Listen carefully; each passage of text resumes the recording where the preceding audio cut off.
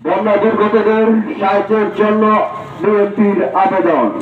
এই মর্মে হালুয়াঘাট উপজেলার সর্বস্তরের জনসাধারণের অবগতির জন্য জানানো যাচ্ছে যে দেশের দক্ষিণ পশ্চিমাঞ্চলের সাম্প্রতিক ভয়াবহ বন্যায় ক্ষতিগ্রস্ত মানুষের সাহায্যার্থে বিএনপির ভারপ্রাপ্ত চেয়ারম্যান জনাব তারেক রহমান আহ্বান জানিয়েছেন। বিএনপির যুগ্ম মহাসচিব সৈয়দ ইমরান সালেফিন সাহেবের নির্দেশনায় হালুয়াঘাটে ত্রাণ সংগ্রহ কার্যক্রম চলছে।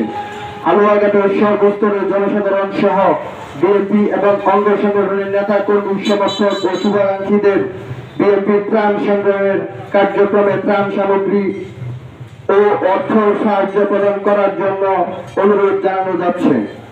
বিএনপির হালুয়াঘাট পুরাতন বাস স্ট্যান্ড কার্যালয়ে প্রতিদিন সকাল 10টা থেকে রাত 9টা পর্যন্ত ত্রাণ সংগ্রহ কার্যক্রম চলছে।